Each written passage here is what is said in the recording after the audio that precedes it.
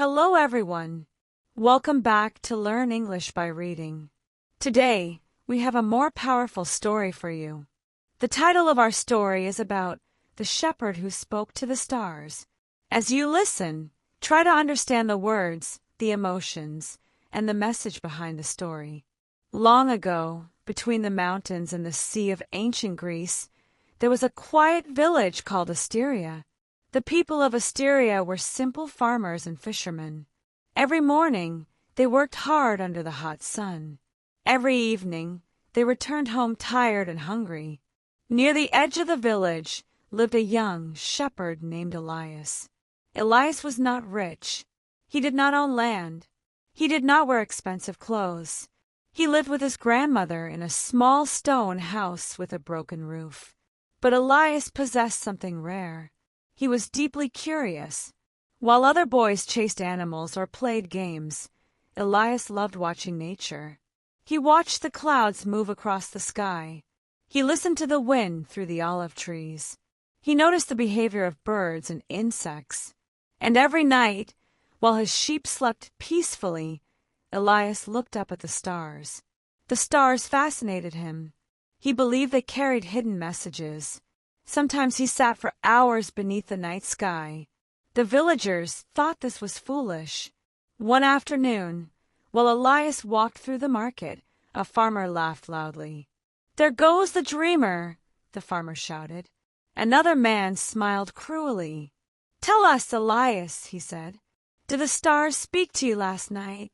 The villagers laughed, but Elias never became angry. He simply smiled politely and continued walking. That evening, his grandmother noticed the sadness in his eyes. "Does their laughter hurt you?" she asked. "A little," Elias admitted. His grandmother placed a gentle hand on his shoulder. "People often laugh at things they do not understand," she said softly. Then she pointed toward the sky. "Never stop observing the world around you. Nature always speaks to those who are patient enough to listen." Elias never forgot those words. Summer arrived. The days became hotter. The river near the village slowly grew wider from melting snow in the mountains. One evening, Elias noticed something unusual. The sheep were restless. Birds flew lower than normal. Even the wind felt heavy. That night, Elias climbed a hill near the village. Above him stretched thousands of shining stars. Then suddenly he saw it. A strange red star burned brightly near the horizon. It was larger and brighter than anything he had ever seen. Elias felt a cold fear inside his chest. He remembered an old story his grandmother once told him. "When the red star appears," she had whispered years ago, "great danger follows." Elias stayed awake all night studying the sky. The air felt unnatural. The silence felt wrong. The next morning, he ran into the village. People were buying bread, carrying water, and feeding animals. Elias climbed onto a wooden box in the center of the market. "Everyone listen to me," he shouted. The villagers turned toward him. "A terrible storm is coming," Elias warned. "The river will flood the valley. We must leave immediately and go to higher ground." For a moment, the village became silent. Then laughter exploded across the market. "The shepherd has gone mad," someone shouted. "There are no clouds," another villager said. "The sky is beautiful." The village leader stepped forward. "You are young and foolish," he said coldly. "Do not spread fear among the people." Elias tried again. "Please believe me. The signs are everywhere. The animals are nervous. The air has changed. Something terrible is coming." But nobody listened.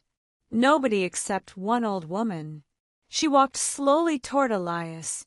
"I have lived many years," she said quietly, "and I have learned to trust careful eyes." She turned to the villagers. "You should listen to him." But the people ignored both of them. They returned to their work. Music played in the streets. Children laughed. And the village continued as if danger did not exist. Elias felt helpless. That evening, he packed food, blankets and water. Then he led his sheep and grandmother toward the mountains. As they climbed higher, his grandmother looked back at the village below. "I hope you are wrong," she whispered. "So do I," Elias answered. That night, the sky changed. Dark clouds covered the stars. Strong winds shook the trees. Thunder rolled across the mountains.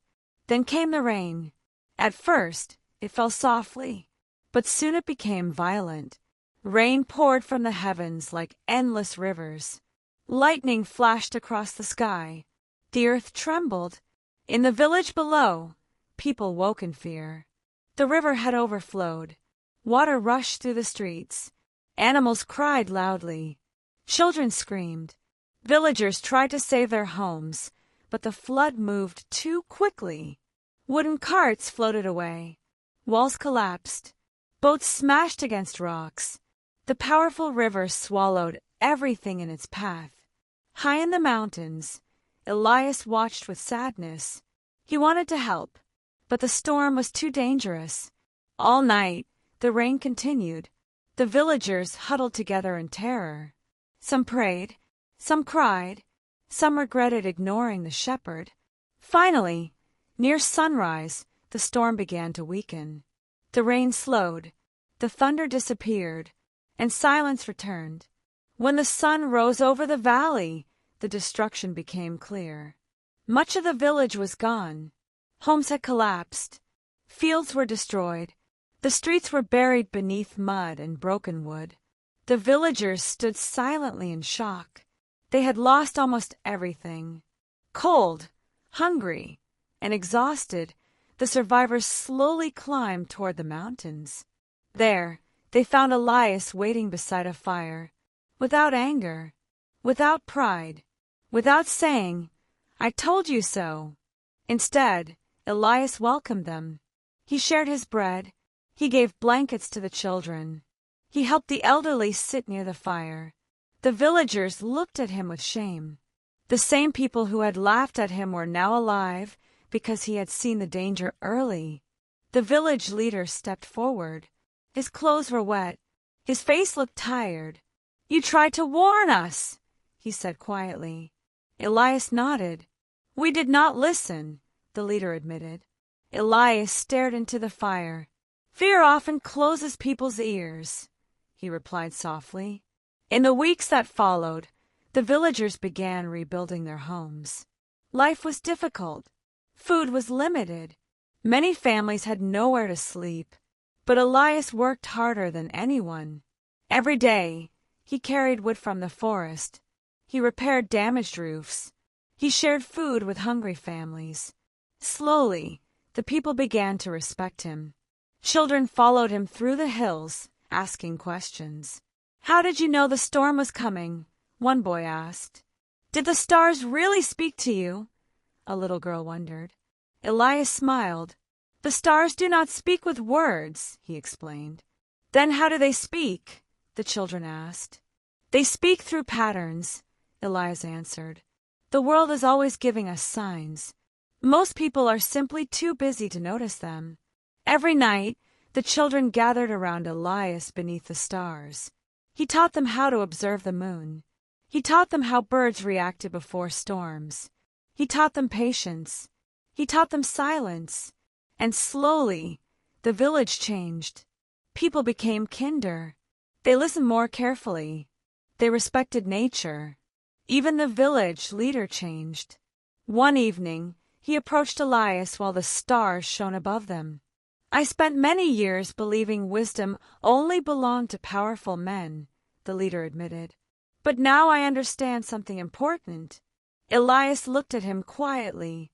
"True wisdom belongs to those who are willing to listen," the leader said. Elias smiled. For the first time in many years, the village felt united. Years later, travelers passing through Asteria often heard stories about the shepherd who spoke to the stars. Some believed the story, some doubted it, but the people of the village knew the truth. Elias had taught them something far more important than predicting storms. He taught them humility. He taught them patience. He taught them that wisdom often comes quietly, One peaceful night, Elias sat beneath the olive tree where he once watched the stars alone. Now, children sat beside him. The cool wind moved gently through the hills. Above them, thousands of stars filled the dark sky. A young boy pointed upward. "What do the stars say tonight?" he asked. Elias looked upward and smiled softly. "They remind us," he said, "that the universe speaks softly, and only quiet minds can truly hear it." The children stared silently at the shining stars, and above the sleeping village of Asteria, the night sky glittered like a sea of ancient wisdom. Moral lesson: people who listen carefully often understand more than those who speak loudly. Wisdom begins with patience, observation, humility, and an open mind. Kindly subscribe for more interesting stories with Learn English by Reading.